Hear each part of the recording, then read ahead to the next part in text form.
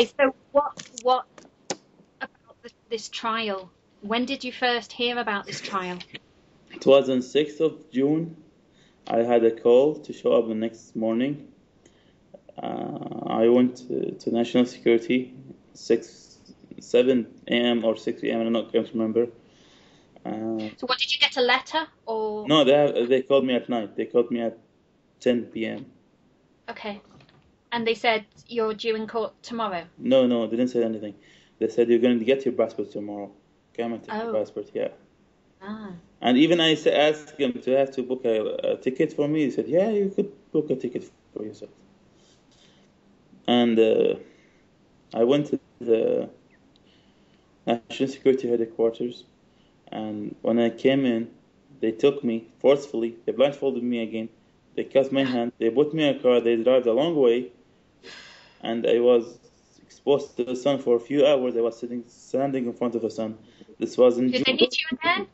Did they Sorry? hit you at this time? Did they hit you at all? Yeah. So they were hitting me. It's a kind of normal process here in Bahrain. When I ever get handcuffed, they hit me. You cannot even see a single video when someone gets arrested when not being hit. They made me stand for a few hours in front of the sun. Stand. I can't sit.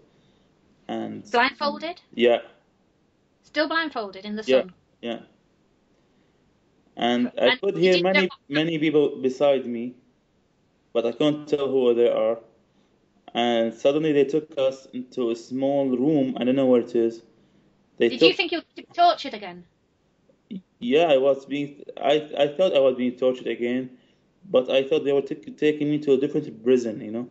Yeah. Because it's a different place. After that, they put us in a small room with many people inside. They took off the cover of my eyes. They took off the handcuffs. And for a few seconds, they said, go walk inside this door. And I did. They called my name, and I did. I was surprised. I was in front of a trial. Many lawyers. I don't have a lawyer at that time.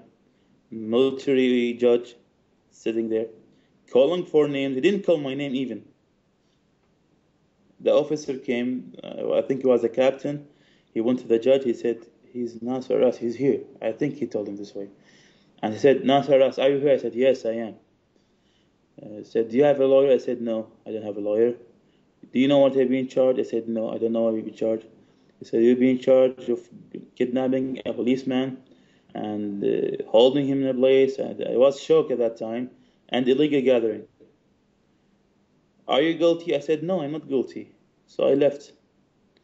And after that, I was in total shock that I've been charged of kidnapping a policeman. You just were allowed to walk out of the court, and that was it? No. They took me back to a national security place. Okay. Blindfolded, handcuffed. They took me underground again. They were about to scare me. Actually, my main concern that I was being charged of kidnapping a policeman. So my health condition got worse. They were forced to take me to Bahrain Defense Hospital. Same process as before. No one knew about me. They took me to the Bahrain Defense Hospital. And all my ICGs said that I wasn't in a good condition. I cannot survive this way. So they forced me to sign a paper that I am walking out on my own responsibility. So I did. I couldn't say no. Or they threw me in the street. So I signed these papers. After that, they threw me in the streets. I lost contact with my family from 7 or 8 a.m. till 10 p.m. They didn't know about what happened to me. And when I came home, I talked to my fiancé, my family. They were surprised that I was facing a trial.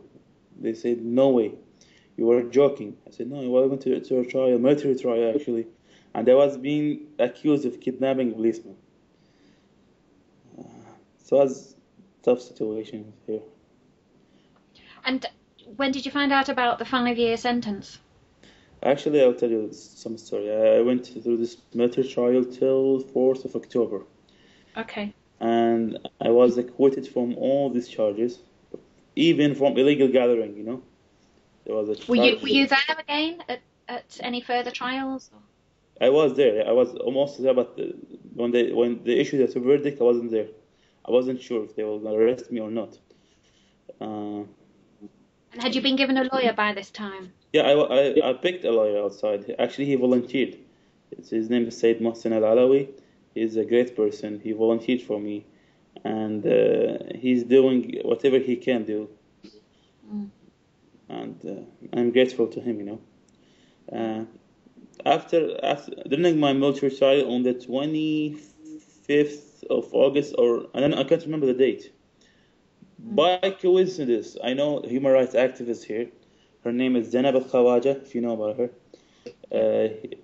Her husband's facing a trial, and by coincidence, his trial started, and she was there. And she heard my name as one of the people facing these charges, So she told me, and I told my lawyer, he didn't know about it. No one knew about it. So I was being trialed without me know about it. You didn't even know? No. Did your lawyer know? No one knew about it. It was a coincidence. So next trial, I showed up the trial. The judge saw me and said, "Are you Nasser Raz?" I said, "Yes." He gave me the charges: illegal gathering, inciting the hate of a regime, spreading false news, talking to the media. This is the charges I was charged of, and fabricating news. This all spreading false news. And he said, "Are you guilty?" I said, "No." So I left again. And then I was acquitted from all the charges from military court, including illegal gathering. Suddenly, on the 25th of October, I've been sentenced for 5 years for illegal gathering, which I already been innocent in military court. So it's kind of funny. I get innocent from military court, which was already everyone doubted about it. And the civilian court, I get 5 sentences for the same charges, for same dates, for same time, for the same crime. It's a kind of funny thing. And here am I, and I'm waiting to turn myself in, or they have to take me by force. So, you've been told to hand yourself in by the end of the week? Yeah. Did they send a letter, or they called, or...? As my father told me that I do have to send them myself before they have to get me. So you've got what's the end of the week? Is it Friday, Saturday? What's the weekend? I don't know. I think on Sunday, I think. Maximum something. So how are you feeling now? Actually, I'm worried. Mostly I'm worried. And I'm worried for myself because I experienced the torturing that I've been through. Yeah. I can't speak much about it. I can't tell you how I feel about it. Yeah. Because I felt how it hurts, Yeah. And I am sure they will get the revenge. Even from the internet, I get too many threats between time and time. They're calling for revenge. They're calling that I'll pay the price for speaking out. Revenge for what? For speaking out? Speaking out about telling my story and telling about this innocent man who passed away. Have you any idea why they targeted you? Why they arrested you? Any idea? So no, I cannot tell. They have to answer this question by themselves. I cannot tell. I cannot answer on their behalf. But I do believe because I cannot be silenced. I'm not being silent. I am speaking. I'm telling the truth. I'm speaking to the world. Even if I'm in Bahrain, I know what consequences I'll do. Maybe it'll lead to my death. I know that. I know this. Maybe it'll lead to my death. But I will speak out. If it's in Bahrain or somewhere else, I will speak out. Mm-hmm. Someone has to take a stand there. No one can be silent. Mm-hmm. Here in Bahrain, they have a very brave guy here. His name is Nabil Rajab. If you see him, he been tortured. He was arrested for a few hours. He been beaten for a few hours, and till now he speaks out. You get this guy. He's brave. You have to learn from him. So I learned from him, from others. From other brave women, brave men, from the doctors themselves. Mm-hmm. The doctors just got released, and they told the world what they happened to them. Mm-hmm. And so I have to speak out. hope this will change. I hope so, Nasser. So I think we've done everything. Is there anything you want to say that we think we've missed? No, Is there any... I thank you. I thank you. You're doing a great job. You're a great person. I do not know how to thank you.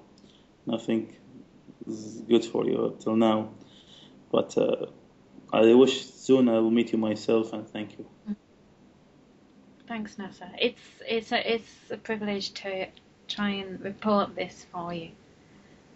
So thanks. And I just wish I could do more, you know. We'll put this up on YouTube. We'll ask everybody to watch it. I'll let the Prime Minister know it's there. With all the evidence of what happened, the least they can do is listen to it. Are you recording now? I'm recording everything, yeah. Yeah, okay. That's all I did. So I'm just going to load it all on this afternoon, and I think we've got over 2 hours, so... Too much. You know, they can have, in their coffee breaks, they can listen to it, and hopefully they'll... I suggest you put background music of Yanni. I like it. I thank you. I thank everyone who cares about me. Really, I hope this is not the last time we're speaking, hey? Well, okay. You know, just be praying for your safety, and I really hope you don't spend not another day in prison. It's just incredible. You've done nothing. You've done nothing. This is it. And already you've had a terrible life with your health condition, you know, and then this. It's just not fair. It's not fair, Nasser. I have nothing to do now. You're very brave. I think a lot of people are going to be supporting you and wishing. Thanks a lot. Nasser, I'll let you go, and hopefully you get some sleep this afternoon and see where this video takes us. Hey. Okay then. Thanks, Frank. All right. Goodbye. I'll speak to you soon. Take care.